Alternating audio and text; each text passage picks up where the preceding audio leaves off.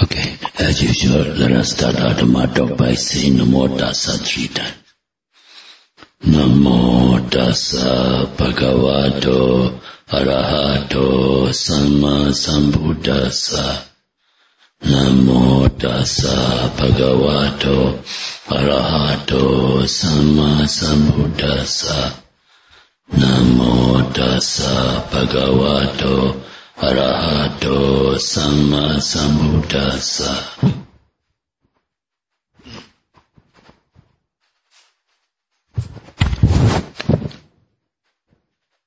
Today's Dhamma talk is the part 3 of the 4 paths of preference which we were studying in our last talks. We have expounded in our previous Dhamma talks 3 paths already, and today is the 3rd part out of the 4 paths of preference. In those talks, we had explained that those who committed akusala deeds, that is, unwholesome actions, would travel towards the path of the 4 apaya world, that is, the 4 lower realms of woeful states, animal world, ghost world, demon world, and hell.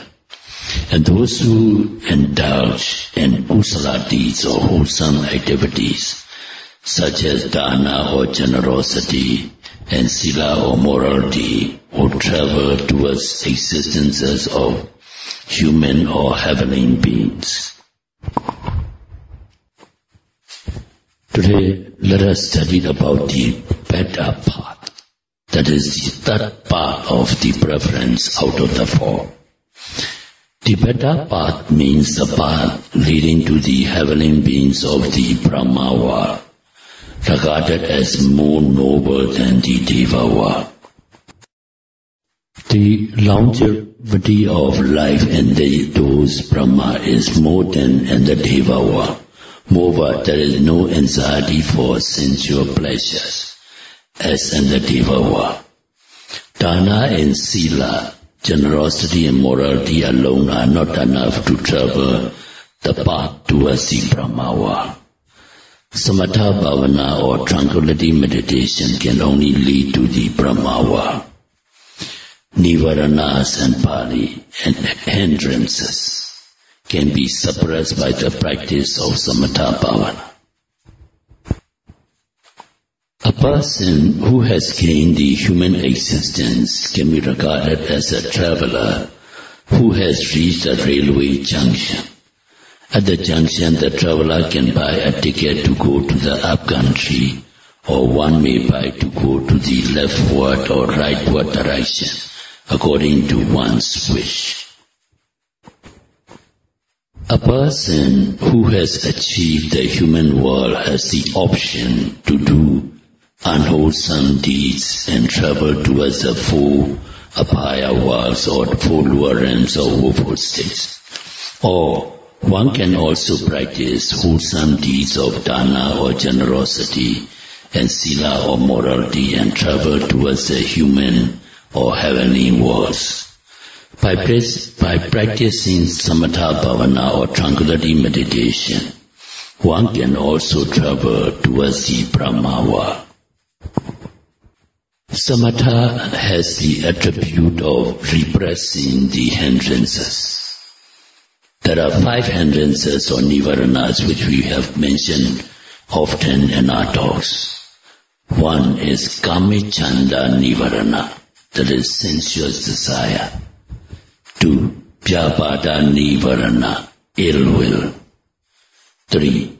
Tinameda nivarana, sloth and torpor. 4. Audeja kokoja nivarana, that is restlessness and worry. 5. Vichikeja nivarana, skeptical doubt. A person practicing samatha bhavana or tranquility meditation has cast away sensuous desire.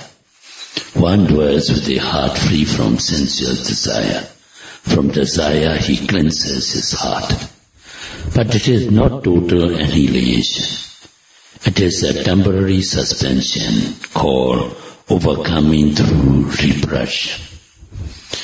One may cast away the sensual desire during one's lifetime and the Brahma. A Brahma lifespan is an extraordinarily long world cycle or kappa. Sensuous desire can also be suppressed by practicing asubha bhavana, that is, loathsomeness meditation on subjects of impurities. A person practicing tranquility meditation can also suspend vyapada, that is, ill will, though it is not total annihilation. Total annihilation of ill will can only be done by anagami megha and palanya. A person engaged in metta bhavana or loving kindness meditation can also reject anger. Anger cannot arise since one is immersed in loving kindness. Even if one visualizes a person to be angry with, one can contemplate the 32 parts of the person's body, such as head hair, body hair, etc., and prevent anger towards that person. There is also an alternative method. In the round of rebirths of this samsara, a single lifetime constitutes only a tiny and fleeting fraction of samsara.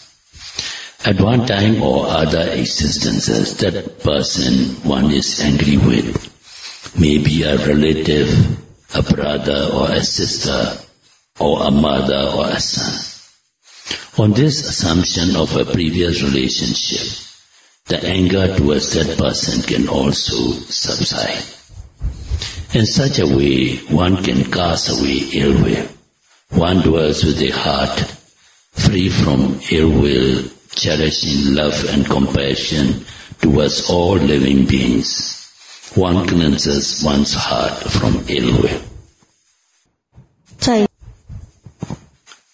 Similarly, by practicing samatha bhavana or tranquility meditation, a person can reject other nivaranas or obstacles or hindrances, like tina, meda, sloth and torpor.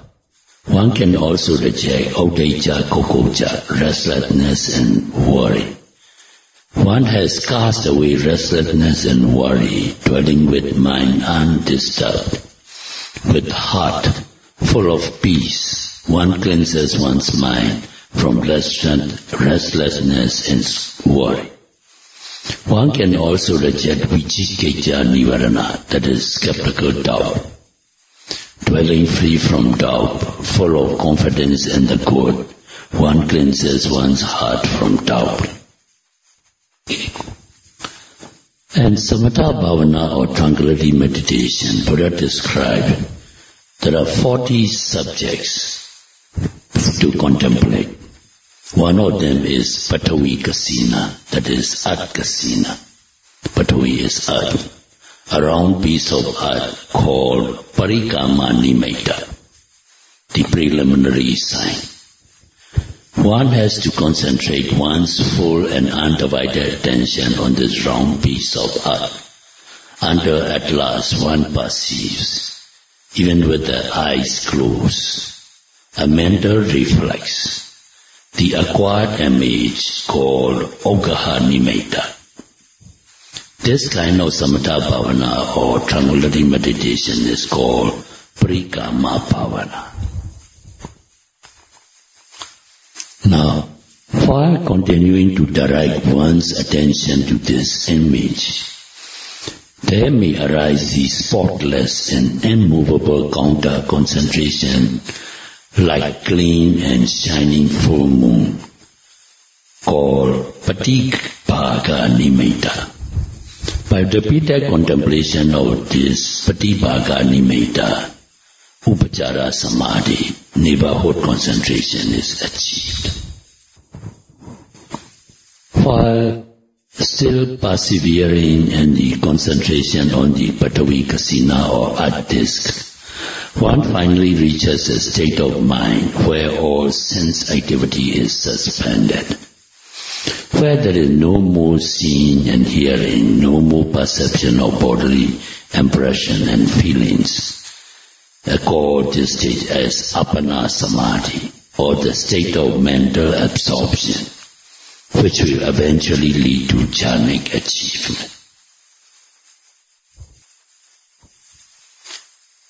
The attainment of such jhanic states will finally lead one to the Brahma world. There were many examples of such achievements. During our Lord Buddha's time, one heavenly being from Brahma world, known as Rohitasa, he came to pay respect to our Lord Buddha and put the following question. Lord Buddha, could a person go on foot to the end of the universe where there is no birth, no death, no old age and no decay? Lord Buddha replied, Rohitasa Brahma, it is impossible to reach the end of the universe by traveling on foot, since omniscient Buddha knew by his intuitive insight wisdom. Then Rohitasa Brahma replied to the Lord Buddha, Lord Buddha, your Venerable's answer is surprisingly correct. I raised this question after knowing by my own experience that the end of the universe cannot be reached by traveling on foot. Let me relate my own experience, he said. Ages ago, I was the son of a hunter by the name of Rohitasa. I became a recluse after forsaking the family life. As a recluse, I practiced the noble life of a hermit in the heart of the forest. After attaining jhanic achievements, I was endowed with supernatural powers, and I could travel instantly by such powers. He continued, if I might describe my speed, he said, I could travel around the universe during the short time an expert archer's swift arrow passed through a palm tree shadow. I could also take big strides. My steps could be so fast that my one step could reach from the East Ocean bank to the West Ocean bank. I had a very strong desire to travel to the end of the universe, and endowed with these supernatural powers of swiftness, I prepared my journey to the end of the world.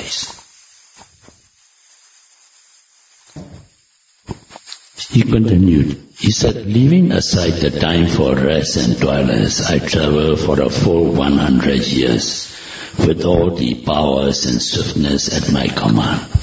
But after 100 years, without reaching the end of the Okasa Loka, I died on the edge of the universe. Though not realizing my aim, since I was endowed with jhanic achievements, I was born into the Brahma world. Through my past experience, I came to know that the end of the universe could not be reached by traveling on foot, related Rohitasa.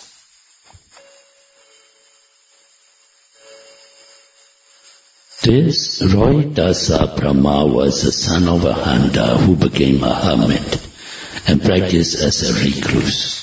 By dint of his samatha bhavana or tranquility meditation, he was endowed with apanya, that is magical powers, such as floating through the air and passing through the earth without being obstructed. When such a person died, he could land in the Brahma world. Therefore, by practicing samatha bhavana or tranquility meditation, one can gain the third path of preference, which he have named the better path. The Brahma world in the widest sense is a name for the fine material realm, Rupa Loka, and immaterial world, Arupa Loka. The Brahmas have their own shining reflection of body, and they don't need other artificial lights. Brahmas also, they don't need food like human beings or deva beings. Piti or the rapture is gained by absorption jhana. And this piti or rapture alone is the way of a comfortable life. The eyes of the Brahmas are for visions of Buddha alone, but for no other eye consciousness such as entertainments, shows, or etc. The ears of Brahmas are also entirely for hearing Dhamma or Buddha's words, and not for hearing consciousness of other songs or entertainments. The tongue and noses of Brahma have no consciousness of taste or odor. Therefore, Brahmas do not need good smell, nor good edibles, nor good body impressions. Brahmas do not enjoy sensual pleasures, but enjoy jhanic bliss of the fourth meditative absorptions of the fine material sphere attained through full ecstatic concentration. To achieve such a kind of innocent, carefree and noble life, one has to practice samatha bhavana or tranquility meditation, which is the only way to land in the Brahmawa. Lord Buddha had elucidated that a person who practices samatha bhavana alone can achieve the Brahma Loka or the Brahmawa. Here our meditators are engaged in the best and the highest meditation, what we call vipassana bhavana or insight meditation. But you all should know how samatha bhavana could lead to the attainment of the noble Brahmawa. Now to conclude the talk, I wish our